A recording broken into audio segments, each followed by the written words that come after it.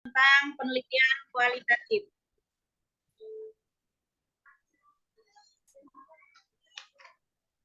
Yang pertama adalah tentang penelitian kualitatif. Penelitian kualitatif merupakan metode mengeksplorasi dan memahami makna yang oleh sejumlah individu atau sekelompok orang dianggap berasal dari masalah sosial kemanusiaan. Kemudian ada proses penelitian kualitatif melibatkan upaya yang penting. Satu, mengajukan pertanyaan dan prosedur, mengumpulkan data yang spesifik dari para partisipan, menganalisis data secara induktif dari tema khusus ke umum, kemudian menafsirkan makna data. Lanjut, Prima. Penelitian kualitatif terutama didasarkan pada konteks lokal, tempat fenomena berlangsung. Maka generalisasi hasil riset terhadap populasi menjadi problematik karena kuat tidak dimaksudkan untuk generalisasi. Jadi sampel bersifat proporsif bagi peneliti kualitatif. Penelitian disebut ilmiah konsisten dengan paradigma yang melandasi, sekalipun dalam analisis tidak menggunakan perhitungan matematis. Prinsip pentingnya bukan metode mana kualitatif atau kuantitatif, tetapi rumusan masalah seperti apa yang membutuhkan metode bagaimana. Kemudian metode kualitatif unggul misalnya dalam meneliti dinamika, konversi agama, pandangan hidup, dan lainnya untuk membangkitkan kesadaran halayak. Contoh peristiwa lain yang layak diteliti dengan kualitatif itu demonstrasi kampus, proses pengabdian, proses pengadilan, proses perundingan dengan kaum buruh dengan pendapat dan lain-lain. Lanjut, Dek.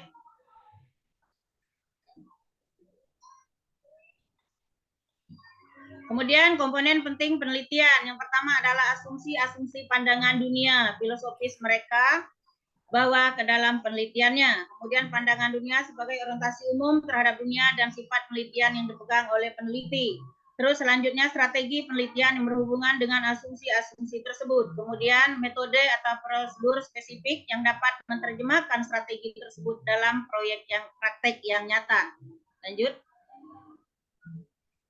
Kemudian riset kualitatif dimanfaatkan untuk pertama adalah penelitian awal, kemudian pemahaman penelitian, penelitian konsultif, kemudian memahami isu rumit secara proses, memahami isu-isu rinci tentang sesuatu dan kenyataan, memahami isu-isu sensitif, kemudian untuk keperluan evaluasi, meneliti latar belakang fenomena yang tidak dapat diteliti melalui penelitian kuantitatif, meneliti hal-hal yang berkaitan dengan latar belakang subjektif penelitian, memahami fenomena yang sekarang belum banyak diketahui, menemukan perspektif baru tentang hal-hal yang sudah banyak diketahui, meneliti sesuatu secara mendalam, menelaah suatu latar belakang, misalnya motivasi, peranan, nilai, sikap, dan persepsi, menggunakan hal-hal yang belum banyak diketahui ilmu pengetahuan, meneliti sesuatu dari segi prosesnya. Lanjut.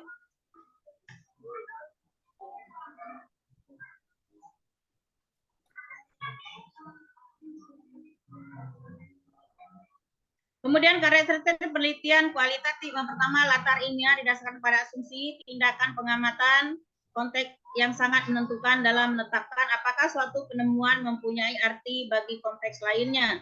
Kemudian sebagai struktur nilai kontekstual bersifat determinatif. Yang kedua, manusia sebagai alat atau instrumen. Peneliti atau dengan bantuan orang lain merupakan alat pengumpul data utama. Kemudian peneliti berperan serta pada situs penelitian dan mengikuti secara aktif kegiatan kemasyarakatan. Kemudian manusia sebagai alat yang dapat berhubungan dengan responden dan mampu memahami kaitan kenyataan-kenyataan di lapangan. Kemudian metode kualitatif menggunakan pengamatan wawancara atau penelaahan dokumen. Metode kualitatif lebih mudah bila berhadapan dengan kenyataan yang jamak. Kemudian menyajikan secara langsung hakikat hubungan antara peneliti dan responden.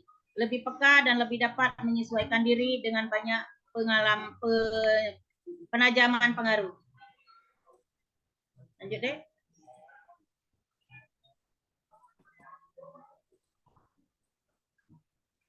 Analisis data secara induktif. Proses induktif lebih menemukan kenyataan, kemudian membuat hubungan peneliti dan responden, dapat menguraikan latar secara penuh dan dapat membuat keputusan, lebih menemukan pengaruh bersama dan mempertajam hubungan. Kemudian teori dari dasar. Bukan dimaksudkan untuk membuktikan hipotesis, tetapi merupakan pembentukan abstrak berdasarkan bagian-bagian yang telah dikumpulkan. Penyusunan teori dari bawah ke atas dari sumber data yang banyak dikumpulkan dan data yang saling berhubungan. Jadi peneliti menyusun dan membuat gambaran yang makin jelas, sementara data dikumpulkan dengan bagian-bagian yang diuji. Kemudian deskriptif. Data berasal dari naskah wawancara, catatan lapangan, foto, video, dokumen pribadi, atau catatan-catatan memo, dan dokumen resmi lainnya. Pertanyaan dengan kata tanya, mengapa, alasan apa, dan bagaimana terjadinya akan senantiasa dimanfaatkan oleh peneliti. Semua yang dikumpulkan berkemungkinan menjadi kunci terhadap apa yang sudah diteliti.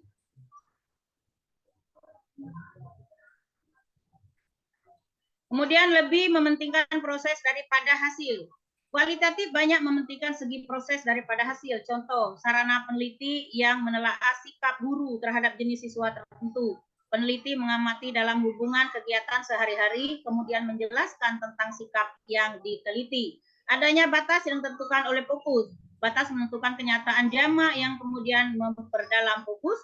Penetapan fokus dapat lebih dekat dihubungkan oleh interaksi antara peneliti dan fokus. Penetapan fokus penting untuk menemukan batas penelitian, kemudian peneliti dapat menemukan lokasi penelitian. 9. Adanya kriteria khusus untuk keabsahan data. Penelitian kualitatif meredefinisi validitas, reliabilitas, dan objektivitas dalam versi lain. Kriteria objektivitas gagal karena penelitian kuantitatif justru memberi kesempatan interaksi antara peneliti, responden, dan peranan nilai. Desain yang bersifat sementara. Desain disusun secara terus-menerus dan disesuaikan dengan kenyataan di lapangan. Hal ini dikarenakan tidak dapat dibayangkan tentang kenyataan jamak di lapangan. Tidak dapat diramalkan sebelumnya apa yang berubah karena hal itu terjadi dalam interaksi peneliti dengan kenyataan. Kemudian bermacam-macam sistem yang terdapat dalam hubungan dengan cara yang tidak dapat diramalkan. Kemudian ada hasil penelitian yang dirundingkan dan disepakati bersama. Di dalamnya terdapat susunan kenyataan dari mereka lah yang dapat dihasilkan oleh peneliti. Kemudian hasil penelitian bergantung pada hakikat kualitas hubungan antara pencari dengan yang dicari. Kemudian konfirmasi hipotesis kerja akan menjadi lebih verifikasinya bila diketahui oleh konfirmasi orang-orang yang ada kaitannya dengan yang diteliti. Kemudian metode penelitian kualitatif. Metode yang dimanfaatkan adalah wawancara, pengamatan, dokumentasi, dan triangulasi. Kemudian yang kedua adalah wawancara terbuka untuk menelaah dan memahami sikap, pandangan, perasaan, dan perilaku individu atau sekelompok orang. Landasan teori penelitian kualitatif yaitu ada fenomenologi, diartikan sebagai pengalaman subjektif, suatu situasi studi tentang kesadaran dari perspektif pokok seseorang. Kemudian interaksi simbolik bersamaan dengan perspektif fenomenologis. Pendekatan ini berasumsi bahwa pengalaman manusia ditengahi oleh penaksiran. Kemudian ada kebudayaan, ada etemetodologi, adalah suatu tentang bagaimana individu menciptakan dan memahami kehidupan sehari-hari. Etnografi, penekanan pada etnografi adalah pada studi keseluruhan budaya. Kemudian ada penelitian lapangan, dapat juga dianggap sebagai pendekatan luas dalam penelitian kualitatif. Kemudian grand teori adalah untuk mengembangkan teori tentang minat terhadap fenomena. Desain dan model kualitatif. Desain penelitian kualitatif adalah peneliti itu sendiri. Kemudian masalah dan tujuan penelitian amat beragam dan konsustik sehingga sulit membuat kesamaan desain penelitian yang bersifat umum. Kemudian ragam ilmu yang bermacam-macam sehingga memiliki tujuan dan kepentingan berbeda-beda pula terhadap metode penelitian.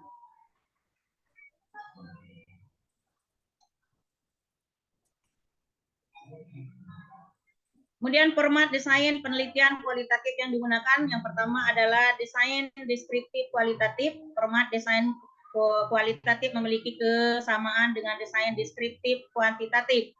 Karena itu desain kualitatif bisa disebut pula dengan kuasi kualitatif atau kualitatif semu. Desain kualitatif provokatif yaitu sebuah upaya pendekatan induktif terhadap seluruh proses penelitian yang akan dilakukan.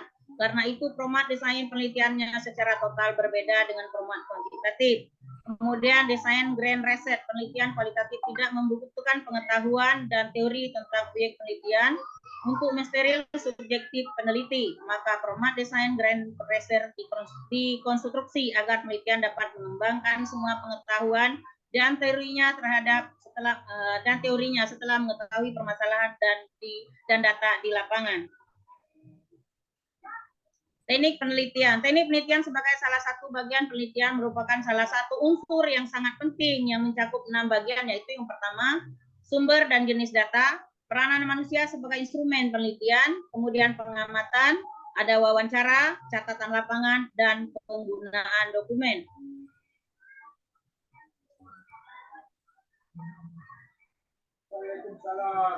Dalam penelitian kualitatif tidak menggunakan istilah populasi, tetapi sosial situasian yang terdiri dari pelaku, aktivitas yang berinteraksi secara sinergis. Sampel penelitian bukan responden, tetapi narasumber atau partisipan, informasi, teman, dan guru dalam penelitian atau sumber teoritis.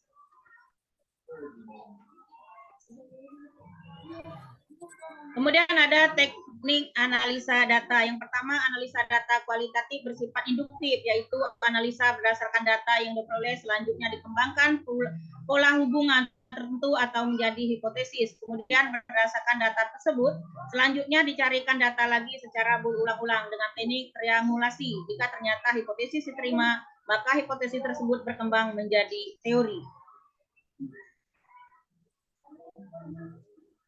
Itulah pemaparan resume dari kami. Terima kasih. Mohon maaf atas segala kekurangan. Assalamualaikum warahmatullahi wabarakatuh.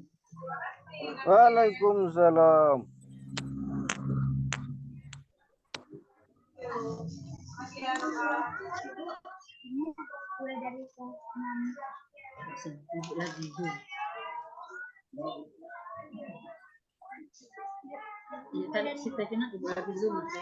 Terima kasih banyak.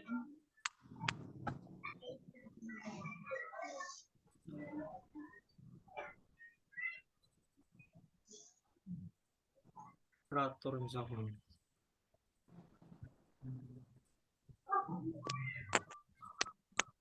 Moderatornya kelompok berapa kemarin? Kelompok 2 aja dah.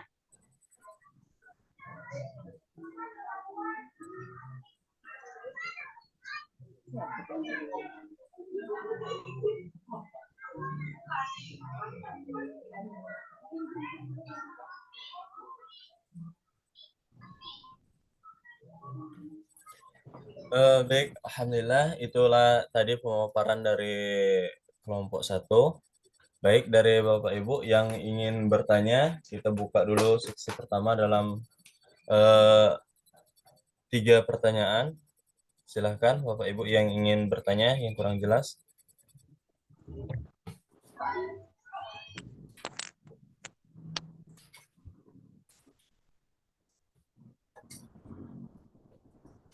Halo, saya tanya.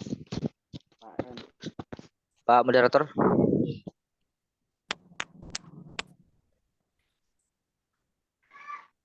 Halo. Moderator, saya bertanya. Baik, silakan Bapak. Pak EN bertanya. Ya, baik. Assalamualaikum warahmatullahi wabarakatuh. Waalaikumsalam warahmatullahi wabarakatuh. Bapak dosen yang saya hormati dan teman-teman semuanya yang berbahagia. Saya tertarik dengan apa yang telah disampaikan oleh penyaji makalah tentang penelitian kualitatif. Kita tahu bahwa penelitian kualitatif itu merupakan satu cara yang digunakan untuk menjawab masalah penelitian yang berkaitan dengan data umumnya, berupa narasi yang bersumber dari aktivitas atau wawancara, pengamatan, penggalian dokumen, untuk dapat menjabarkan dengan baik tentang pendekatan dan jenis penelitian tersebut. Yang saya tanyakan di sini, saya minta beberapa contoh atau 1, 2, atau 3 judul yang kira-kira berkaitan dengan penelitian kualitatif. Jadi nanti kan bisa kita mengetahui ciri judul penelitian kualitatif itu seperti ini dan berbeda dengan penelitian mungkin kuantitatif seperti itu. Nah, saya mohon nanti contoh 1 atau 2 judul yang berkaitan dengan penelitian kualitatif. Terima kasih. Kembali kepada moderator. Baik, terima kasih Pak EN telah bertanya tentang beberapa contoh judul penelitian kualitatif. Baik, dari Bapak Ibu-Ibu sekalian, ada lagi yang mau bertanya? Kita terima 2 soal lagi ya, Ibu Dena, silahkan. Tony, Pak Prima. Baiklah, Assalamualaikum warahmatullahi wabarakatuh. Saya dari kelompok 2. Yang ingin saya tanyakan tadi, saya tertarik tentang teknik analisis data. Nah, yang ingin saya tanyakan di sini, dalam mengumpulkan teknik analisis data itu, apa saja kendala yang bisa terjadi? Mungkin hanya itu saja. Terima kasih.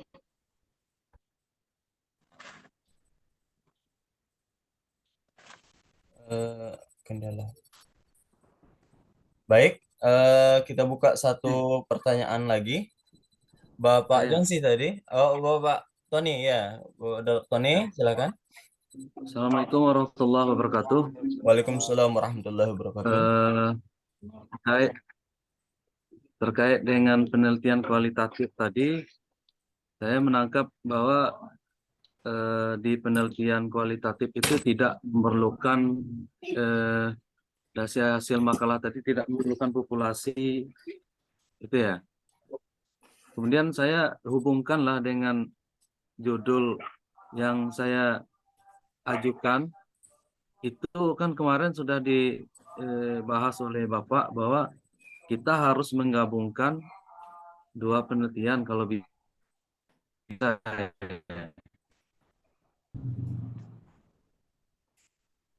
Bagaimana Bapak? Surat ini?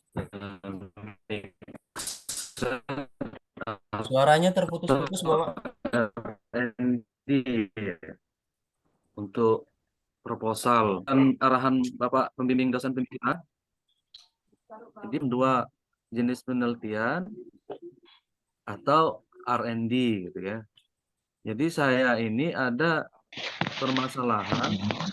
Ini saya ingin tanggapan pemakalah itu. Gimana cara menggabungkan dari judul saya ini. Jadi kurikulum Merdeka Belajar, implementasi dan evaluasi guru penggerak di Kabupaten Mukomuko. Jadi dari judul itu bisa nggak 2 jenis penelitian itu ya? Terima kasih, itu aja Pak Prima. Maaf Bapak, tadi suaranya terputus-putus. Saya kurang jelas. Bisa diulangi sedikit lagi Pak? Halo? Ya, halo Pak. Coba izin diulangi lagi pertanyaannya karena tadi suaranya terputus-putus, terhambat jaringan barangkali. Bisa diulangi lagi tadi yang ingin ditanyakan? Saya ada judul masalah yang diusulkan proposal kemarin 2. Jadi sesuai arahan Pak dosen itu kan kita harus menggabungkan 2 penelitian, jenis penelitian. Jadi saya ajukan ke pemakalah, ini jenis penelitiannya apa gitu. Bisa nggak menggabungkan 2 jenis penelitian gitu. Itu judulnya Kurikulum Merdeka Belajar, Implementasi dan Evaluasi Guru Penggerak di Kabupaten Mukomuko. Sekolah penggerak di Kabupaten Mukomuko. Itu aja Pak Prima. Baik. Saya coba bacakan lagi soalnya, barangkali ada yang keliru dari yang saya catat. Yang pertama dari Bapak EN, bertanya, tolong berikan beberapa contoh judul penelitian kualitatif. Terus pertanyaan dari Ibu Dena tadi menjelaskan kendala apa saja yang sering terjadi ketika menentukan teknik analisa data ya Ibu Dena? Ya, dalam mengumpulkan teknik analisis data. Oh, baik. Yang ketiga dari Pak Tony, bagaimana cara menggabungkan 2 judul penelitian kualitatifnya yang dari judul yang tadi peranan apa tadi Pak Tony? Kurikulum Merdeka Belajar, Kurikulum Merdeka Belajar, implementasi dan evaluasi guru penggerak di Kabupaten Mukomuko. Ya, kepada pemakalah, silakan mau menjawab yang mana terlebih dahulu. Kami Ya, persilahkan. Pak Prima, saya mencoba menjawab. Ya, baik Bapak Agung, silakan.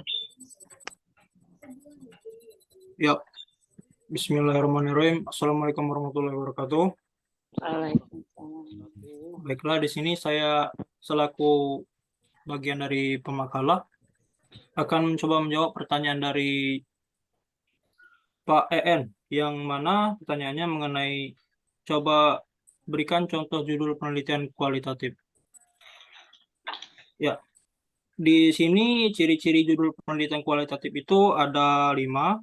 Yang pertama, penelitian kualitatif bersifat induktif, yang artinya penelitian dimulai dengan data atau fenomena di lapangan, kemudian menghasilkan teori. Yang kedua, penelitian kualitatif berfokus pada makna yang terkandung dalam fenomena penelitian, yang dapat digali dari persepsi objek penelitian.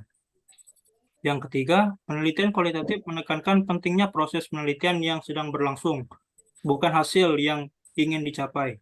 Yang keempat, penelitian kualitatif berpedoman dan didukung oleh teori yang ada. Yang kelima, penelitian kualitatif bersifat deskriptif analitis. Dilihat dari cara mengumpulkan data dan meringkas data yang tidak dicatat secara numerik, serta terdapat interpretasi yang jelas dan mendalam. Dan juga karakteristik judul penelitian kualitatif, yang mana yang pertama menjawab pertanyaan spesifik yang diangkat dalam konteks penelitian. Yang kedua, pertanyaan spesifik dalam penelitian disebut fokus. Yang ketiga, penelitian berfokus pada proses daripada hasil. Yang ketiga, penelitian fokus yang unik. Yang keempat, gunakan lingkungan penelitian yang alami. Yang keenam, manusia atau peneliti sebagai alat atau alat utama untuk pengumpulan data. Yang selanjutnya, desain penelitian bersifat sementara, tidak ada asumsi sebelum yang dibuat, jangan menggunakan konsep contoh, penyedia informasi disebut informan. Teknik utama pengumpulan data. Data bersifat kualitatif, analisis data induktif, kredibilitas, transferabilitas, auditabilitas, dan variabilitas dalam melihat validitas data. Analisis dan data laporan bersifat deskriptif dan dari geoteori. Yang mana cara menentukan judulnya, yang pertama menentukan topik, yang kedua menentukan masalah, yang ketiga melakukan identifikasi masalah, yang keempat melakukan batasan masalah, yang kelima menentukan judul penelitian. Yang mana bisa saya berikan contoh, mungkin nanti bisa dikoreksi apabila salah. Yang pertama contoh yang mungkin diangkat, yang pertama mengenai analisis posisi kepala sekolah dalam upaya meningkatkan kinerja para guru. Yang kedua, analisa pengambilan keputusan konsumen dalam menentukan suatu produk ditinjau dari mereknya. Yang ketiga, keputusan konsumen dalam membeli produk dilihat dari segi harga, bukannya mereknya. Yang keempat, analisa kontribusi guru dalam usaha meningkatkan motivasi belajar siswa dalam pelajaran matematika. Mungkin demikian untuk Pak N pertanyaannya. Apakah Baik, terima kasih Bapak Agung. Kepada Bapak-Bapak, Ibu-Ibu sekalian yang sekiranya mau menambahkan sebelum kita kembalikan kepada penanya, kita persilahkan. Bapak Mutiara Mutondang mau Ya, menambahkan? menambahkan sedikit, Pak. Baik, silakan Pak. Untuk Pak EN tadi, kalau untuk judul penelitian kualitatif, mungkin itu di awal judul itu biasanya tergambar dia bahasa yang digunakan, misalnya seperti yang disampaikan Pak Agung tadi, misalnya analisa, diawali dengan kata analisa, kemudian bisa juga dengan persepsi, kemudian minat, motivasi, kemudian urgensi, biasanya diawali dengan kata-kata seperti, bukan kalau yang seperti kuantitatif kan biasanya ada diawali judulnya itu misalnya hubungan, korelasi, dan sebagainya. Saya kira kita bisa melihat pemilihan judul itu, contoh judul itu dari kata awalnya bisa digunakan misalnya persepsi, kemudian motivasi, minat belajar misalnya, dan analisa dan sebagainya. Kira-kira seperti itu. Itu sudah saya kirim itu 300 contoh judul penelitian kualitatif ke WA group gitu ya. Ya, Pak. Iya itu ya banyak itu ya, banyak sekali. Ada 300 judul lah. Pilihlah salah satunya itu ya. Saya Ya. kirim ke grup. Saya kirim ke Ya, grup. sudah Pak. Jadi Terima begini kasih ya. banyak, Pak. Kalau yang kayak gitu, Anda bisa mendownload ya kan. Banyak mendownload itu. Ah, mendownloadnya banyak sekali judul jenis penelitian itu ya kan. Penelitian kualitatif itu. Yang perlu kita bahas ini kaitannya dengan metodologi ya. Kalau judul bisa di-download, ciri-ciri bisa di-download ya kan. Yang penting Anda bisa buka Google, download, banyak sekali ya. Jadi jangan khawatir dengan judul, tapi konsep tentang penelitian itu sendiri gimana? Nah, pertanyaan Dara Kutni ini sama pertanyaan ini bagus tadi. Siapa satu lagi tadi? Yang Dena, Dena itu bagaimana apa tadi pertanyaannya? kendala yang sering ditemui. Kendala dalam analisa data. Kendala di lapangan itu sangat urgen sekali itu dalam penelitian kualitatif itu. Dan Dara Kutni ini kan memang dia ingin melihat jenis penelitian itu dari dua perspektif yang berbeda. Kemarin sudah saya sampaikan ada R&D, ada metode campuran. Nah, ini sangat penting ini ya. Apa bedanya R&D dengan metode campuran? Sementara S2 kan lebih bagus metode campuran dan atau R&D ya. Nanti kita jelaskan lebih detail. Diskusikanlah dulu ini. Nanti saya jelaskan ini ya. Duduk perkaranya apa ini nih ya. Silakan lanjutkan. Ya. Baik, siap Pak. Terima kasih Pak. Baik, itu tadi dari yang ditambahkan dari Pak Mutiara Matondang. Terima kasih Pak. Itu ke Bapak Ibu ada lagi yang mau menjanggal atau menambahkan? Saya tahu aja dari Ustazah Eka Romero. Kemarin udah angsur 200. Ya. Baik, Pak EN bagaimana? Apa sudah cukup atau perlu ditambahkan lagi? Ya, sudah cukup. Terima kasih jawabannya. Cukup ya? Baik, terima kasih Pak En. Kemudian ada 2 pertanyaan lagi kepada pemakalah. Kita persilahkan. Nomor 2 saya coba ya. Baik, silakan. Itu Nomor 2 pertanyaan dari Dena. Beliau menanyakan bahwa apa saja kendala dalam teknik analisa data ya atau pengumpulan data.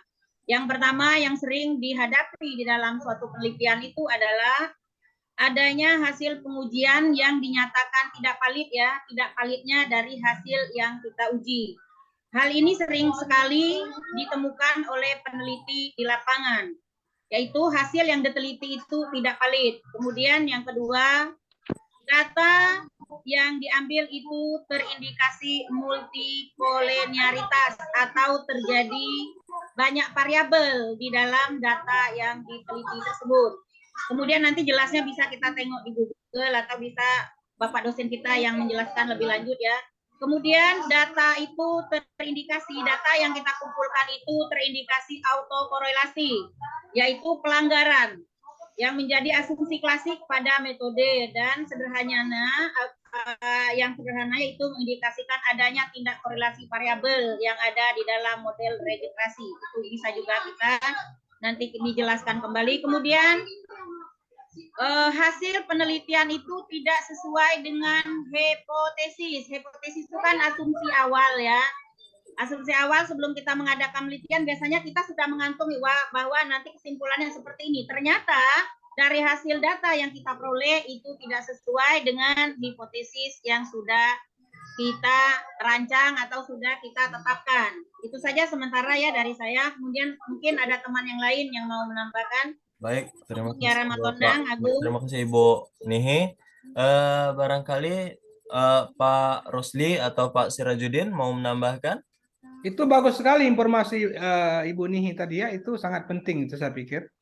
Itu di garis bawahi itu informasinya berkenaan sekali dengan substansi penelitian kualitatif itu ya. Ya. Bagaimana Bapak Ibu? Nanti dibantu diperjelas saja ya Pak ya. Nah, nanti kita perjelas lagi. Oke Pak, oke terima kasih banyak. Pak Prima menambahkan sedikit. Ya, silakan Pak. Ya, baik, untuk pertanyaan dari Ibu Dena mungkin sedikit ditambahkan mengenai masalah-masalah yang bisa ditimbulkan. Yang pertama, perspektif yang racu atau bisa bias dalam membaca data, yang mana memiliki pembacaan data secara objektif pun menjadi sulit dilakukan. Yang kedua, tidak bisa membedakan antara korelasi dan penyebab. Contohnya, korelasi antara kenaikan berat badan dan tingkat stres seseorang itu bisa menjadi penyebabnya. Itu contohnya sedikit saja. Yang ketiga, kebingungan antara signifikansi statistik dengan signifikansi aktual. Yang keempat, kegagalan memformat data dengan benar sebelum melakukan analisis data. Yang kelima, masih bertanya-tanya apakah visit dan views adalah sama. Mungkin demikian. Ya, terima kasih Pak Agung. Bagaimana Ibu Dena dengan penjelasan dari teman-teman penyaji makalah tadi? Apa sudah puas? Puas Pak, sudah dijelaskan juga sama Ibu Nihi tadi sama Pak Agung juga. Saya rasa sudah cukup. Baik. Kemudian tinggal satu pertanyaan lagi kepada pemakalah, silakan.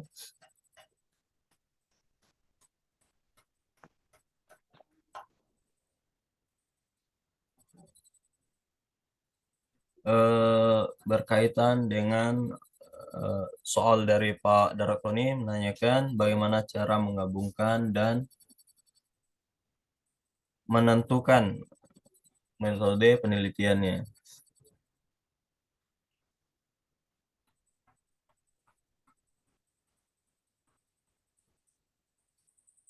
Menjelang dari teman-teman pemakalah sedang mencari. Kalau dari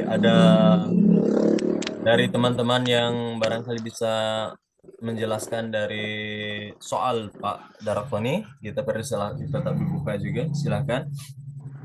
Yang mau membantu pemakalah. Saya coba Pak Ya, silakan meraba-raba Pak Mutiara sedikit Mutono. tentang masalah yang disampaikan oleh Pak Daruktuni. Saya kira mungkin bisa lebih atau cenderung bisa menggunakan mixed method atau campuran antara kualitatif dan kuantitatif, yaitu karena di situ ada mungkin judulnya agak dikerucutkan sedikit, misalnya implementasi kurikulum merdeka terhadap peningkatan nilai belajar siswa SMP 2 Muko-Muko pada mata pelajaran PAI misalnya. Jadi implementasi kurikulum merdeka itu bisa penguatan datanya menggunakan penelitian kualitatif dan peningkatan belajar siswa tersebut bisa menggunakan pendekatan kuantitatif yang digunakan. Kira-kira mungkin seperti itu kalau menurut saya. Baik, dari pemakalah bagaimana? Mau mencoba menjawab?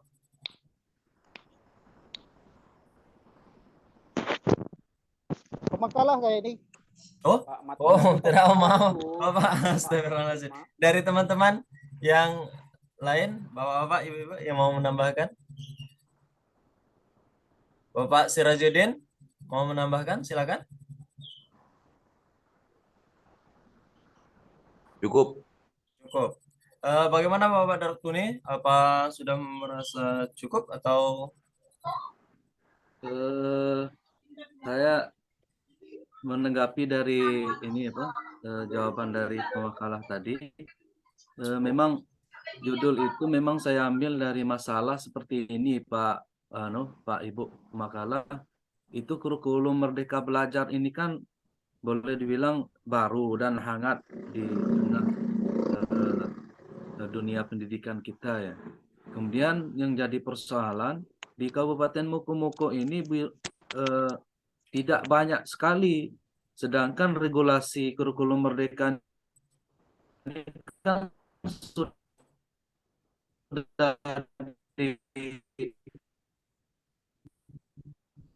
Putus-putus Pak Tony. dicanangkan oleh pemerintah untuk dilaksanakan, namun di Kabupaten Kurikulum Merdeka ini. Jadi sedikit sekali madrasah atau sekolah yang menjalankan kurikulum merdeka ini. Jadi yang saya ambil di sana, dari regulasi itu kok bisa dunia pendidikan di Kabupaten Muko nggak menjalankan itu sudah jadi masalah. Kemudian yang saya lihat di sana, gimana ada beberapa sekolah yang menjalankan, gimana implementasinya menjalankan kurikulum merdeka itu, sekalian melihat evaluasinya gimana. Jadi belum mengarah ke peserta didik sebenarnya pemakalah. Jadi solusinya gimana cara, jadi yang ingin saya ambil data itu kan ada Kabupaten Muko ini ada 35 orang guru penggerak di Kabupaten Muko. Jadi di sanalah saya lihat evaluasi dan ininya. Itu kan bisa dengan angket juga bisa. Makanya saya tanya ke makalah yang cocoknya itu gimana atas permasalahan yang saya sampaikan ini. Apakah mixed method tadi ya? Jadi karena ada angket di sana, jadi kita gabungkan dengan jenis penelitian mixed tadi. Saya rasa seperti itu Pak Pemakalah. Jadi saya belum mengarahkan ke penilaian karena memang di Kabupaten Muko sedikit sekali kurikulum Merdeka Belajar ini diterapkan, hanya sekedar percobaan gitu. Belum bisa melihat hasil belajar. Mungkin lebih lebih jelasnya nanti gimana lah yang harus saya lakukan di lapangan nanti. Diperjelas Mungkin ada saja masukan nanti dari Bapak. pertanyaannya Pak Tony, nanti kan biar kita dibantu oleh Bapak aja nanti. Ya. Ya, perjelas saja nanti jawab ada Saya pertanyaannya. meluruskan sedikit tentang guru Ya, penggerak. silakan Pak Mutiara Matonda. Jadi Iya. mungkin Pak Darukto ini melihat di Muko ada sekitar 30-an guru penggerak. Yang pertama, guru penggerak itu program Dinas Pendidikan. Yang didaftarnya itu melalui akun PKB atau Dapodik. Yang otomatis kalau statusnya guru madrasah yang akunnya di Simpatika itu tidak bisa menjadi guru penggerak. Itu yang pertama. Yang kedua, guru penggerak itu bebas mau asal dia guru, mau di sekolah negeri, mau di sekolah swasta. Kemudian asal dia punya akun PKB di Dapodik, dia bisa mendaftar jadi guru penggerak. Kemudian sekolah yang melaksanakan kurikulum merdeka itu tidak semua sekolah. Nah, karena ada guru penggerak, ada sekolah penggerak. Mungkin di Muko sekolah penggerak yang kurang, makanya kurang. Nah, sekolah penggerak yang diwajibkan. Bukan guru, karena ada beberapa sekolah itu ada di dalamnya guru penggerak, tapi status sekolah bukan sekolah penggerak, dia belum, karena sekolah penggerak yang menentukan salah satunya untuk menerapkan kurikulum merdeka. Nah, kalau di madrasah itu ada penunjukan langsung melalui SK dari Dirjen Pendes. Jadi tidak, itu pun berlaku bertahap, hanya di kelas 10 saja kalau untuk tingkat aliyah, kalau MTS di kelas 7 kayaknya. Jadi tidak itu, kalau menurut saya Pak Tony mau meneliti yang guru penggerak, coba agak didalami dulu seperti apa sebenarnya guru penggerak ini. Karena kalau penelitiannya di madrasah kayaknya kurang kalau menurut saya, karena saya pernah nanya ke tutor nasional, saya pancing, saya ingin daftar jadi guru penggerak, dia bilang nggak bisa kalau guru Kemenak. Karena harus punya akun di Dapodik. Nah, sementara kita yang guru madrasah nggak punya akun. Dapodik itu kita Kemenang itu PKB Pak Utola, PKB. PKB Kemenang itu paling di siaga itu. PKB penilaian kinerja berkelanjutan itu paling. Aplikasi siaga itu hanya berlaku untuk guru agama di sekolah umum. Statusnya guru madrasah tidak pakai akun siaga. aplikasinya Simpatika. Jadi beda. Di Kemenak sendiri punya dua akun masalahnya untuk guru agama itu. Akun siaga untuk guru Jadi sekolah, kemarin nih guru Pemakalah, agama pada sekolah umum. jadi kemarin Pemakalah. Ya, bagaimana? Akun siaga Halo, itu hanya Pemakalah. untuk guru agama sekolah umum. Ya, Akun Pak Simpatika Mato. guru madrasah. Pak Daroktoni, bagaimana? Ya, Pemakalah. Kemarin sudah Tony observasi terhadap kurikulum Merdeka Belajar ini. Namun yang kemarin itu di lingkup madrasah itu cuma ada satu sekolah penggerak. Tapi bisa menjadi objek penelitian di bisa sana. itu. Namun hanya sekedar kita melihat kelas 10 saja gitu ya, sekolah penggeraknya. Yaitu di MAN 1. Namun tidak menutup kemungkinan yang jadi guru penggerak di sana juga menjadi sampel pengambilan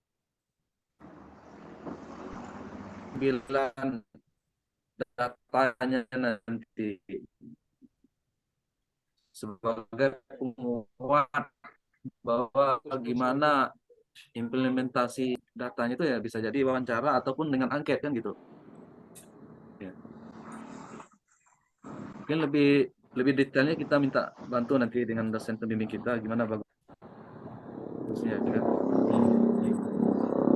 Jadi begini ya Jadi saya tanggapi yang pertama ini kaitannya apakah sekolah dengan penggerak apakah ini guru penggerak para yang jadi pemilih ya. objek gitu. Kita tinggalkan guru penggerak, sekolah penggerak dulu ya. Karena ini itu lokus penelitiannya seperti itu. Cuman yang kita ingin fokuskan ini ke metodologinya ya. Metodologi penelitian kualitatif yang berhubungan dengan judul-judul yang akan dan sedang Anda buat. Kan seperti itu. Nah, jadi kalau penelitiannya si Darakutni tadi itu sudah menunjukkan penelitian mixed method dia ya. Sudah menunjukkan penelitian campuran. Cuma nanti ketika Anda melakukan penelitian itu di perumusan masalahnya bisa dikembangkan dengan menambahkan pertanyaan penelitian ya. Jadi pertanyaan penelitiannya sudah masuk itu ke arah pengembangan penelitian metode campuran. Itu kan tadi ya kurikulum Merdeka Belajar dan implementasinya ya kan di sekolah di madrasah di Muko-Muko ya. Iya, Pak. Jadi pertama kan Anda melihat analisis data tentang sumber data dari sekolah-sekolah yang menerapkan Merdeka Belajar di Muko-Muko, itu data kualitatifnya itu. Data kualitatif itu data yang bersifat deskriptif ya, penjelasan-penjelasan bisa dari sumber misalnya dari data primernya misalnya dari Dinas Pendidikan, dari Dinas dari Kemenak, dari guru bersangkutan atau dari kelompok-kelompok guru yang mengajar mata pelajaran pendidikan agama itu sumber-sumbernya. Sumber itu bisa berupa sumber kunci dan sumber utama. Kalau sumber kuncinya itu kan dari berbagai sumber yang berhubungan dengan informasi-informasi penting yang didapat dari catatan-catatan atau dokumen akademiknya ya. Misalnya ada berapa sekolah yang menerapkan Merdeka Belajar. Terus ada berapa madrasah yang menerapkan Merdeka Belajar. Nah, sekolah-sekolah mana aja di antara yang sudah menerapkan, tentu Anda harus berkunjung, harus mewawancarai, harus observasi ke sekolah bersangkutan. Ya kan? Setelah Anda dapat data itu kan data kualitatif, itu Anda kumpulkan seluruhnya data kualitatif itu. Kemudian baru Anda melihat implementasinya, bagaimana implementasi kurikulum Merdeka Belajar itu di sekolah, bagaimana impaknya, apa pengaruh MBKM ini terhadap prestasi belajar, itu baru masuk ke ranah kuantitatifnya, ya kan? Nah, kalau berupa data-data, keterangan, informasi, itu masih bersifat kualitatif itu ya. Darakutni ya dan kawan-kawan. Bisa didengar ini? Bisa, Pak. Nah, jadi Pak. Bisa, Pak. seluruh informasi yang bersangkutan dengan data-data akademik, catatan guru, informasi dari dari kementerian, dari kantor kementerian atau dinas pendidikan, nah, itu seluruhnya datanya bersifat kualitatif, deskriptif. Nah, ketika Anda ingin menghubungkan penelitian itu menuju ke metode campuran, maka Anda membuat satu pertanyaan penelitian lagi, yaitu apa pengaruhnya, ya, pengaruh MBKM itu terhadap efektivitas pembelajaran di sekolah X. Nah, itu pertanyaan baru itu. Pertama, bagaimana implementasi? Kalau bagaimana implementasi itu bersifat kualitatif, ya. Oke, setelah dapat itu baru Anda buat pertanyaan penelitian yang keduanya adalah bagaimana atau hubungan, boleh bagaimana hubungan atau bagaimana pengaruh antara MBKM yang diterapkan di sekolah X terhadap efektivitas pembelajaran. Jadi lakukan penelitian lagi setelah Anda dapatkan data itu, setelah dapat berupa kuesioner atau angket dari apa namanya? Dari implementasi itu, baru Anda hubungkan dengan melihat prestasi belajar siswanya di sekolah bersangkutan. Nah, baru dilakukan analisis bisa menggunakan uji T, bisa menggunakan uji F nanti, ya. Uji T berarti menggunakan analisis ANOVA, ya. Itu ada gampang ANOVA itu, ya. Bisa Anda lakukan dengan cara menggunakan SPSS, gampang itu, ya. Nanti timbul misalnya ada pengaruh signifikan berdasarkan nilai T hitungnya, ya kan? T hitungnya mungkin lebih besar daripada T tabel. Nah, itu nanti artinya signifikan. Nah, nanti Anda menjawab hipotesis penelitian itu bahwa hipotesis nolnya itu berarti ditolak. Hipotesis kerjanya diterima, berarti ada pengaruh antara MBKM terhadap prestasi belajar siswa. Itu sudah mix, itu sudah metode campuran, ya kan? Tinggal menambahkan satu pertanyaan penelitian aja lagi, bisa disebut metode campuran. Makanya S2 ini jangan satu pertanyaan penelitian aja, bagaimana implementasi MBKM di sekolah madrasah muko-muko, itu cukup satu penelitian kualitatif aja, itu artinya. Yang kita mau ini Anda menambahkan satu pertanyaan penelitian lagi yang berhubungan dengan kuantitatifnya, baru bercampur. Nah, campuran ini bisa dilakukan secara konkuren atau substansial. Kalau secara substansial, Anda melakukannya satu persatu dulu, kuantitatif dulu, baru Anda mencari data kualitatif. Kalau konkuren, bersamaan, sambil mencari data kuantitatif, sambil dapat data kualitatif. Itu, Dara Kudni, ya. Paham maksudnya itu kira-kira? Paham. Paham. Jangan paham aja, ya. Nah, itu harus. Pak, sebentar bertanya, Pak. Ya. Berarti silakan, untuk Pak. apa namanya? Pak Jainuri. Apa namanya tadi, Pak? Untuk metode campuran berarti di rumusan masalah yang ini Pak, membedakan apa yang harus ditambahi berarti itu, Pak, ya. Sudah nampak dari awalnya, dari judulnya dulu sudah kita nampakkan bahwa itu metode campuran. Jadi kan itu tadi MBKM dan implementasinya pada sekolah-sekolah madrasah. Itu kan implementasi, itu kan berhubungan dengan analisis data menyangkut kuantitatif implementasinya. Berarti kita masukkan implementasinya itu ada berpengaruh nggak implementasinya di lapangan. Ini kan data lapangan, nanti ini masuk ke ranah penelitian lapangan.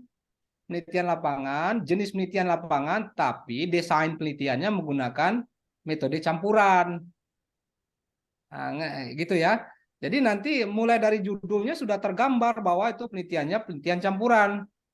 Tadi ya, Dara Kurni, ini kan kurikulum MBKM, ya kan? Nah, kurikulum MBKM dan implementasinya di sekolah-sekolah madrasah di Kabupaten Muko-Muko. Ya kan, jadi jelaskan dulu MBKM itu implementasinya, baru nanti di pertanyaan penelitiannya itu bisa dijelaskan bagaimana pengaruh MBKM terhadap prestasi belajar siswa. Jadi dari seluruh sekolah yang diambil sebagai lokus penelitiannya itu, diambil sampelnya, sampel penelitiannya. Kalau kuantitatif dia menggunakan istilah sampel, tapi kalau kualitatif dia menggunakan istilah partisipan, ya. Nah, ketika nanti menjelaskan di wilayah kualitatif, Anda menggunakan kata partisipan. Tapi ketika Anda menjelaskan tentang penelitian campuran, Anda menggunakan kata responden, ya kan? Gitu ya. Gimana, paham itu kira-kira? Pak, sedikit nanya Pak. Ya. Sirajuddin Pak. Ya, ya. Dari apa yang Bapak sampaikan tadi, bagaimana kalau yang kita teliti itu seperti apa yang disampaikan Pak Darakut ini tadi, meneliti kurikulum merdeka. Sementara kurikulum merdeka kan sedang berlangsung baru 1 tahun ini. Nah, kita akan meneliti hasil dan implementasinya berhasil apa tidak. Sementara kebijakan itu kan sedang berlangsung. Nah, maksudnya itu apakah boleh kita teliti itu kurikulum itu, karena dia ini kan baru berjalan begitu Pak. Iya, memang betul.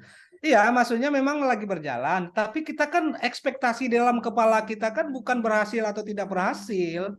Ekspektasi kita ingin melihat implementasinya gimana. Kalaupun ditemukan di lapangan tidak berhasil, ya kita sampaikan aja. Ternyata MBKM ini di Muko-Muko kurang berhasil.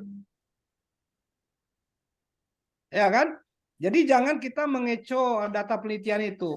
Penelitian itu boleh salah, tetapi tidak boleh bohong. Boleh salah, tapi tidak boleh bohong. Nah, itu konsepnya ya. Di lapangan, makanya tadi dijelaskan dalam penelitian kualitatif oleh pertanyaan itu tadi bagus siapa tadi yang menjelaskan, seandainya terjadi ada penelitian yang bersifat anomali itu artinya adalah penyimpangan data di lapangan, tidak ada masalah, penelitian kualitatif berkembang di lapangan gitu. Asumsi kita seperti ini, tetapi ketika kita berada di lapangan kejadiannya berbeda, nggak apa-apa. Ya kita sampaikan yang berbeda itu. Itulah hasil temuan yang kita temukan. Ternyata yang orang anggap MBKM ini bagus, ternyata di Muko-Muko tidak efektif. Itu temuannya luar biasa itu. Jadi jangan menggiring opini bahwa itu harus selalu positif gitu. Nah, jangan pernah menggiring penelitian selalu positif. Bisa jadi temuan itu negatif tidak apa-apa. Itu menjadi temuan luar biasa. Contoh misalnya, air mendidih 100 derajat. Ternyata hasil penelitian Pak Rusli tidak 100 derajat setelah teliti. 30 derajat udah mendidih. Itu kan jadi penelitian baru. Oh, ternyata 30 derajat mendidih. Rupanya tempat penelitian Bapak itu suhu udaranya di atas 50 derajat. Ketika direbus bertambah derajatnya ya kan. Jadi tidak perlu ditambah lagi tingkat kepanasan apinya. Itu karena apa itu? Jadi harus dijelaskan seperti itu. Contoh, tidak harus ada berpengaruh. Kesalahan kita satu penelitian ini. Kita selalu menggiring kepala kita kalau kita menguji coba satu metode, kita ingin hasilnya berpengaruh. Kita ingin hasilnya positif. Padahal tidak apa-apa hasilnya. Ternyata tidak ada hubungan antara motivasi misalnya dengan prestasi belajar. Tapi di mana dulu? Di Muko-Muko, di Kaur, di Curug, di Lebong, di Padang Guci misalnya. Tidak ada masalah itu. Itu kan hasil penelitian kita. Justru itulah temuan yang menarik untuk dikaji orang lebih dalam lagi. Jadi pertanyaan Sirajuddin tadi, gimana seandainya belum berdua tahun, nggak ada masalah. Berarti kita mengevaluasinya berarti efektivitasnya kurang berjalan karena analisis kita karena kurikulum ini masih baru. Banyak guru yang belum paham tentang MBKM. Kemudian instrumennya belum jelas. RPS-nya yang 1 lembar itu belum jelas. Anda jelaskan di dalam penelitian Anda. Banyak yang Anda bisa jelaskan kalau belum efektif. Justru kalau efektif, payah Anda mencari 100 halaman itu ya. Untuk ditulis. Apa yang mau ditulis ini? Bagus semua ini nih. Kalau banyak temuan seperti itu, banyak yang Anda komentari gitu. Jadi cepat dapat halamannya. Jumlah halaman, misalnya tesis tidak ada dikomentari. Lagi nih, ini sudah ribet. Kayak gitu ya, logikanya seperti itu. Jadi jangan berpikir bahwa implementasinya itu selalu positif, bisa jadi negatif. Negatif tanda kutip ya, bukan negatif tidak bermanfaat tapi tidak efektif. Jadi metode campurannya seperti itu. Mencampurkan dua metode yang berbeda nanti lebih banyak di pertanyaan penelitiannya dan rumusan masalahnya ya. Pak, Oke, Pak, gimana begini Pak, kira-kira itu? Bisa ditangkap? mau nanya Pak. Alhamdulillah silakan bisa Pak Pak. Agung. Ya gini Pak, jadi kalau misalkan penelitian kita itu tidak mencapai hasil yang kita inginkan, jadi penelitian kita itu pas di akhirnya juga dinyatakan berhasil atau bagaimana Pak? Berhasil dengan menyatakan itu penelitian Anda sudah selesai dan itulah hasilnya gitu. Tapi tentu harus menggunakan metode yang jelas. Nanti ditanya orang, Bapak tidak berhasil ini karena metode Bapak salah gitu. Metode Anda sudah benar, hasilnya berbeda, nggak ada masalah. Ya kan? Contoh aja tapi udah lewat ke Payang.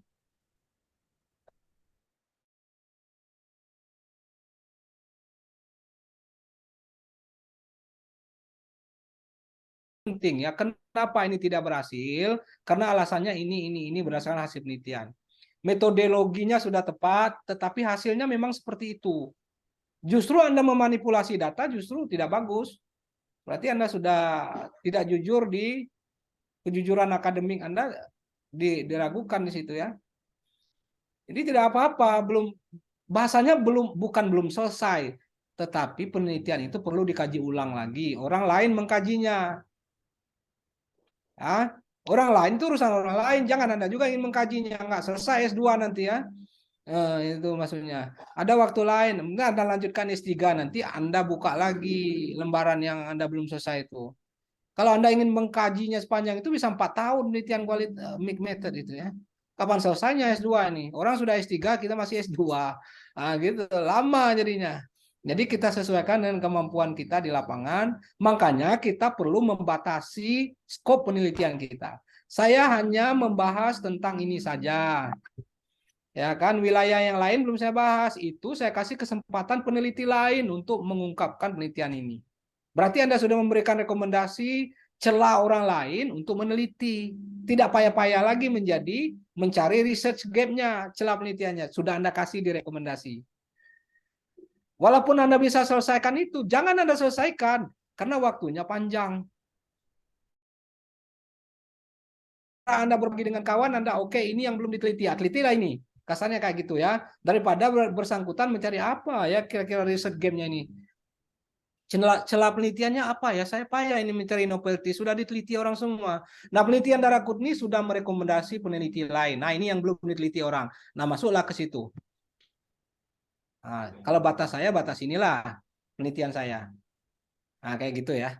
Jadi ada potensi Anda membuka celah penelitian lain dan Anda bisa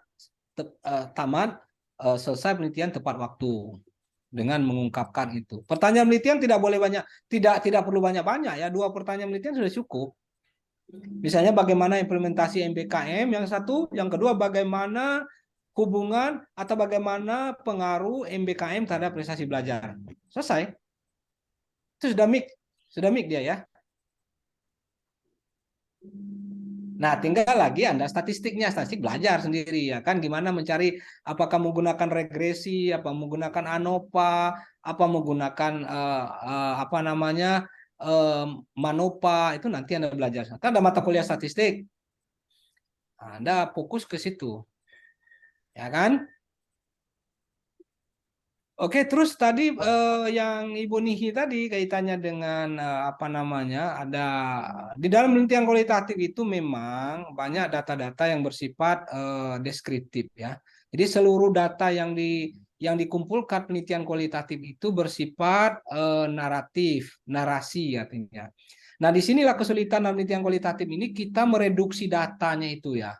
Datanya itu banyak sekali. Tapi harus kita coding, harus kita reduksi sesuai dengan kebutuhan kita. Nah, itulah kejelian seorang peneliti kualitatif ini. Dari hasil rekaman, observasi, itu kan banyak sekali datanya. Istilahnya datanya itu tidak seluruhnya dipakai ya kan? Wawancara tidak seluruh bisa dipakai. Jadi Anda kasih tanda-tanda, Anda reduksi, Anda kurangi data-data tidak penting itu untuk dijadikan bahan interpretasi. Tapi jangan dibuang ya. Data kualitatif itu apapun hasilnya Anda simpan, rekod. Tapi masalahnya nanti apakah Anda mereduksi urusan lain. Tapi data awal yang otentik itu Anda simpan. Supaya sebagai bukti otentik Anda ketika kalau ditanya mana bukti asli Anda mewawancara ini buktinya. Nah, yang Anda reduksi mana? Yang ini. Terus mana coding-codingnya seperti ini? Nah, mana interpretasinya seperti ini? Jadi jelas ininya apa? Langkah-langkah tahap-tahap penelitiannya. Nah, kalaupun ada penyimpangan di lapangan, ternyata asumsi Anda tidak bisa membuat hipotesis di awal penelitian kualitatif ini, hanya asumsi saja. Asumsi teori yang menggiring Anda ke penelitian di lapangan. Nah, teori awalnya tidak sesuai dengan data di lapangan, tidak ada masalah. Justru itu berarti nanti ada namanya grounded. Tadi dijelaskan oleh presenter tadi, grounded ya. Ada kan? Ada grounded teori. Nah, grounded teori itu Anda menemukan teori baru tentang itu. Ternyata teori yang dipakai teori si Pulan ini dibawa ke lapangan, misalnya di Bengkulu, ternyata tidak pas. Ada apa ini teori? Ternyata ada perbedaan dalam berbagai hal. Bisa dari sosiologi, perbedaan dari budaya, perbedaan dari motivasi dan lain, sehingga teori yang dikeluarkan oleh pakar dari Amerika itu tidak sesuai dengan teori yang ada di teori sosial yang ada di Indonesia karena sangat kompleks ya kan. Bisa jadi teori perilaku itu bisa jadi berbeda dengan yang ada di Amerika. Perilaku orang Amerika, Inggris beda dengan perilaku orang kita Timur. Nah, disitulah teori berkembang itu namanya grounded teori. Berarti Anda bisa menyumbangkan teori baru atau pengembangan teori baru dari teori yang sudah ada. Itu dalam grounded, dalam penelitian kualitatif itu yang diinginkan ya. Dari data-data anomali. Anomali itu ngerti nggak Bapak Ibu maksudnya itu? Anomali. Mengerti data anomali itu? Data ganda, Pak. Tidak, anomali itu penyimpangan ya. Penyimpangan. Yang kita pikirkan seperti ini tahu-tahu kenyataannya berbeda, itu namanya anomali. Ya kan?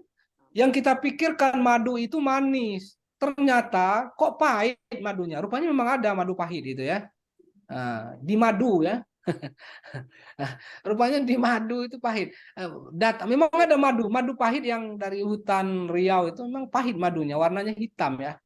Penyimpangan-penyimpangan seperti itu namanya anomali ya, anomali. Banyak sekali anomali dalam kehidupan ini. Yang kita prasangka kita seperti ini ternyata beda ketika kita di lapangan. Nah, anomali ini yang bagus ya. Kalau Anda berpikir air itu ya turunnya dari tempat tinggi dan tempat rendah ke tempat rendah, ada anomalinya. Ternyata air itu dari tempat yang rendah ke tempat tinggi. Apa penjelasannya?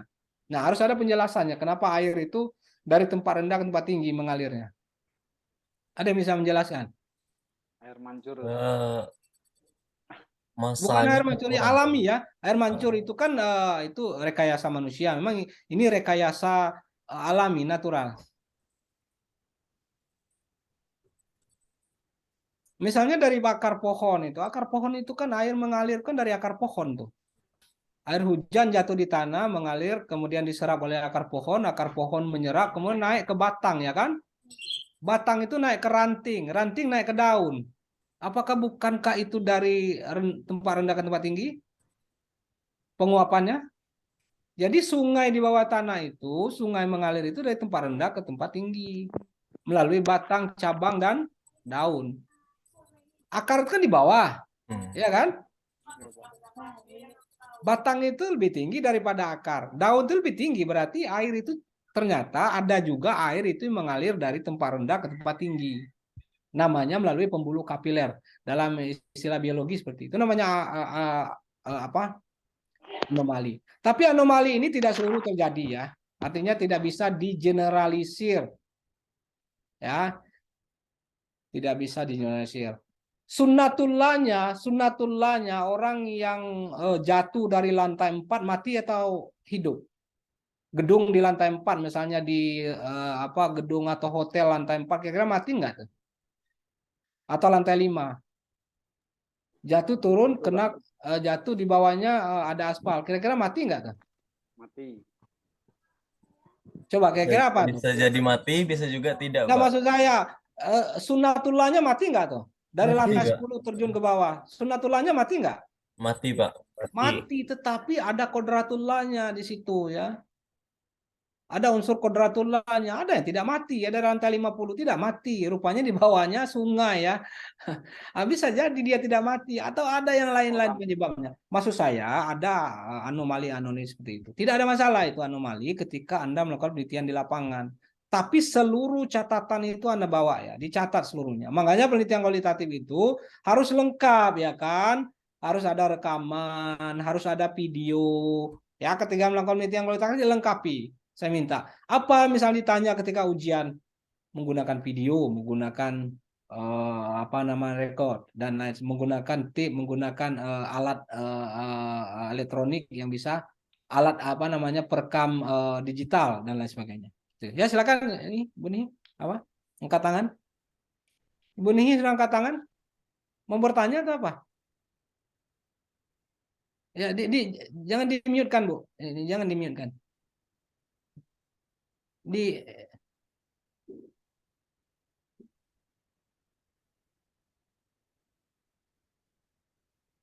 silakan. Nah, tadi yang bertanya tentang judulnya itu, tadi sudah saya sharekan judulnya ada 200 atau 300 judul kualitatif.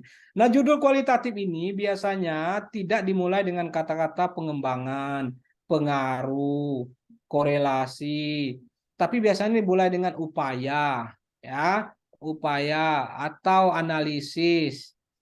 Ya kan seperti itu judul-judul kualitatif itu ya. Kemudian motivasi, ya kan motivasi siswa, misalnya upaya guru di dalam menyelesaikan kasus misalnya kasus apa yang terakhir ini kasusnya Bullying. bullying misalnya upaya guru madrasah upaya guru PAI dalam menyelesaikan masalah bullying di sekolah-sekolah di Muko-Muko atau di sekolah-sekolah di Kota Bengkulu. Nah, jadi upaya guru yang dilihat itu kualitatif ya sifatnya. Data-data kualitatif berarti Anda mengambil data itu dari wawancara, observasi ya, wawancara dan observasi. Nah, observasinya namanya observasi langsung. Anda langsung melihat keadaan di situ, mewawancarai guru. Nah, data-data itulah menjadi data kualitatifnya. Kalau ditanya mana data kualitatifnya, yaitu transkrip wawancara, ya kan? Kemudian hasil observasi. Observasi ini ada POM observasi, ya. Tidak hanya saya observasi, Pak, mana POM-nya? Yang diobservasi ini apa? Menjadi fokus observasinya apa? Tertulis secara jelas gitu. Yang diobservasi bullying. Bullying ini apa maksudnya? Dijelaskan item-item bullying ini. Apa bullying ini bahasa Indonesianya? Perundungan ya. Perundungan. Ini maksud Anda perundungan ini apa? Nah, seperti ini dijelaskan. Yang ingin saya observasi fokusnya ini. Nanti baru Anda bikin checklist observasi. Nah, sebelum Anda gunakan itu sebagai alat penelitian harus divalidasi dulu. Boleh menggunakan validasi pakar ya atau teman sejawat. Jadi Anda sebenarnya minimal 3 orang Anda kasih itu tolong coba dilihat apa namanya POM observasi saya ini udah masuk nggak dengan judul penelitian ini atau apa namanya pertanyaan wawancara saya ini udah masuk belum dengan penelitian ini itu dari teman sejawat atau validatornya dari ahlinya misalnya dari dosen yang memang ahli di bidang itu ya. Jadi setelah mendapat perbaikan-perbaikan itu jangan dihilangkan, jangan dibuang catatan-catatan itu ya. Coretan-coretan itu yang paling bermakna dalam penelitian kualitatif gitu ya. Jangan dianggap coretan-coretan tulisannya buruk nian Pak. Enggak masalah, justru yang buruk-buruk itu jadikan dokumentasi yang penting ini. Tulisan Pak Riswanto ini setelah dia validasi banyak seperti cacing. Justru yang seperti cacing itu yang ditanya orang dia. Betul otentiknya itu, keontentikannya itu, keasliannya. Ya, original nggak, asli nggak itu. Nah, dalam penelitian kualitatif yang dibutuhkan itu keasliannya. Nah, gitu ya. Otentisitasnya ya, naturalistiknya itu nah. Ya, kalau tidak asli berarti dibuat-buat. Anda ketik misalnya kemudian saya tanda tangan, bisa jadi kurang otentik. Tapi kalau ada catatan tulisan tangan saya di situ, itu lebih otentik. Jadi jangan dihilangkan data-data seperti itu kalau Anda melakukan validasi nanti. Ketika penelitian ya, maksud saya. Itu justru menjadi kekuatan di apa itu ya, di instrumen penelitian itu. Itu ya. Ada lagi yang mau dibahas? Saya, Pak, Pak. Silakan. saya Pak. Silakan satu-satu. Eka di Yanti siapa? Iya, saya Pak Eka Dianti. Ini Pak, saya mau bertanya, apakah setiap penelitian itu kami S2 ini lingkungannya harus sekolah atau di masyarakat bisa juga? Iya, gini ya. Kalau S2 ini tidak harus terfokus ke sekolah. Itu kan bisa jadi bidang-bidang penelitiannya sekolah boleh, kemudian kurikulum, metode. Kemudian ada kaitannya pendidikan masyarakat, bisa pendidikan masyarakat. Bisa Pak ya? Hubungan dengan pendidikan yang pasti. Pertama Iya. berhubungan dengan pendidikan. Yang kedua kalau yang lebih bagus lagi berhubungan dengan pendidikan Islam. Ya kan ada Islamnya di situ. Iya. Jangan dihilangkan mana Ya, Islamnya.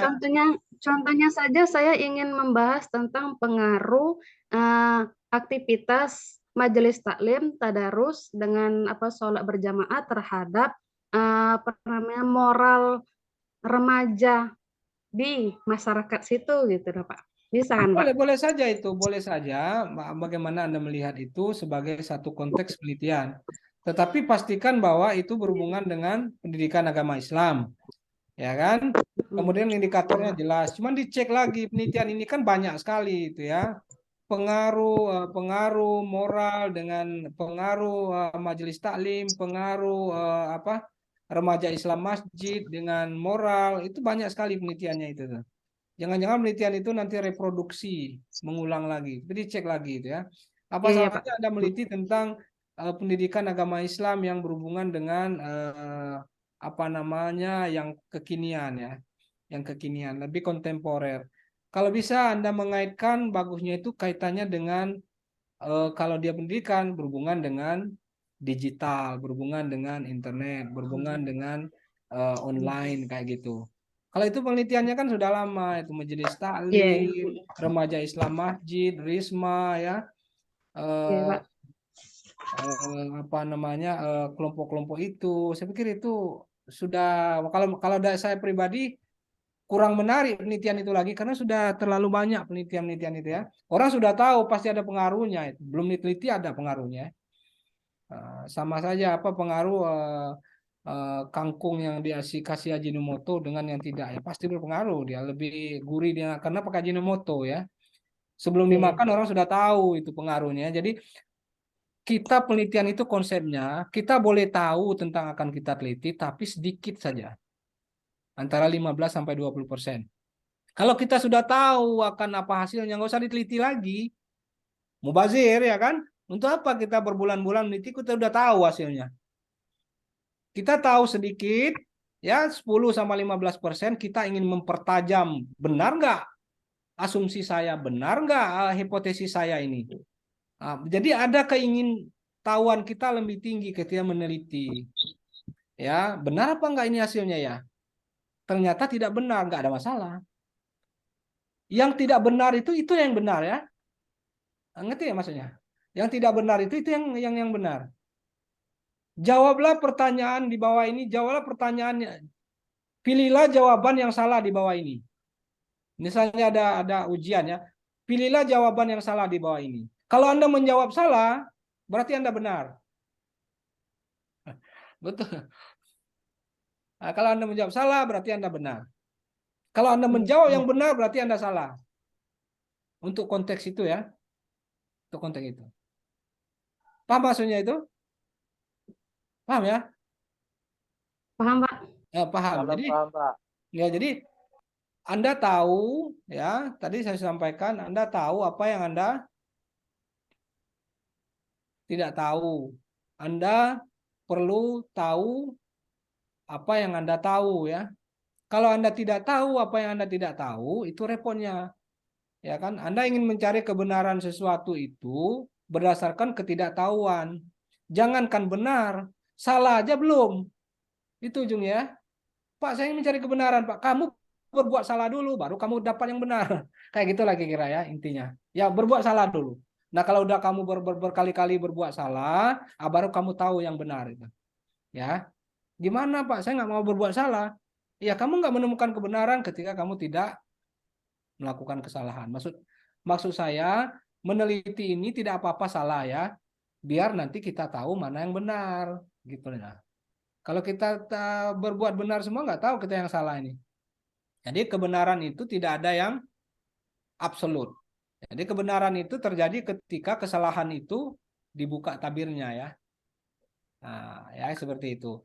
Kesalahan itu nampak benar karena belum terbuka aja kesalahannya. Ya.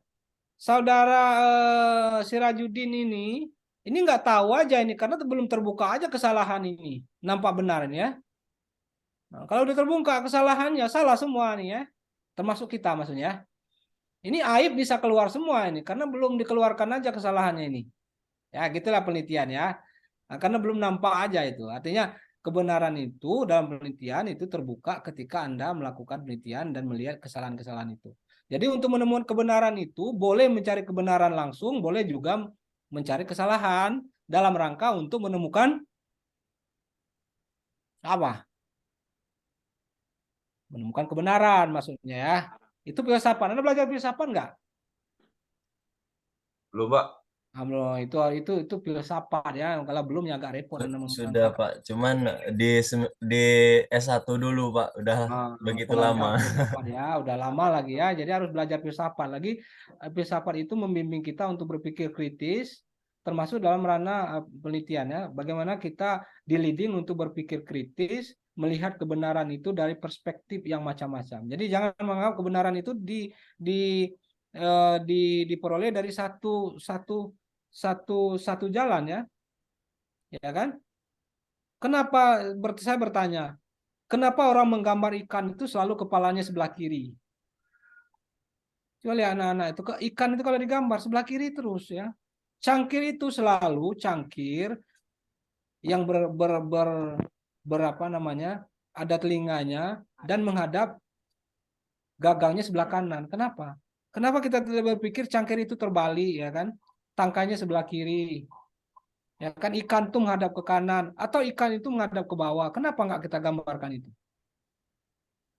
Ini kan ikan juga namanya.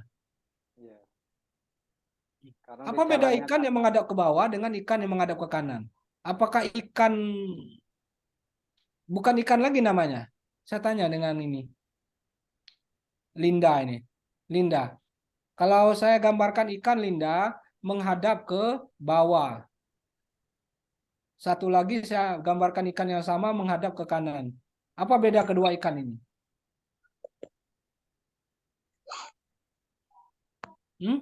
Linda? Ada Linda? Ya, mana Linda? Gimana Ibu komentar? Linda, mohon diaktifkan dulu mikrofonnya Bu, belum terdengar penjelasannya. Kayaknya udah terdengar Ibu Linda nih. Ya, silakan Ibu ini Linda. Pak, Ya. Ikan yang maksudnya ikan yang ngadap ke bawah dan ikan yang ngadap ke kanan ya Pak? Iya, iya. Ikannya sama, misalnya katakanlah ikan mas atau ikan gebur menghadap ke kanan atau menghadap ke kiri, tapi beda posisi ya. Boleh apa tidak saya menggambarkan ikan itu? Boleh Pak. Boleh ya. Boleh. Nah, kenapa orang selalu menggambar ikan itu menghadap ke kiri? Itu pertanyaannya Linda.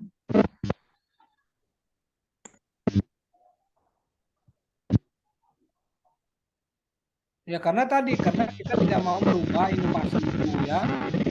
Kita tidak mau merubah mindset kita, merubah sesuatu itu. Kita takut perubahan itu menimbulkan perubahan makna. Padahal tidak perubahan makna. Sama dengan penelitian ya. Ya kita takut untuk berbuat sesuatu itu karena kita dianggap tidak sama dengan orang lain. Tidak apa-apa beda dengan orang lain. Kalaupun kita tidak bisa lebih baik, minimal berbeda ya. Nah, itu intinya. Pak, saya tidak lebih baik daripada dia, nggak apa-apa. Minimal berbeda dari orang lain, maksudnya dalam hal penelitian ya. Anda tidak bisa menemukan hal terbaru dalam penelitian Anda. Dibuat aja berbeda. Itu satu temuan Anda ya. Ya, itu maksudnya ya. Ini berbeda enggak ya kan?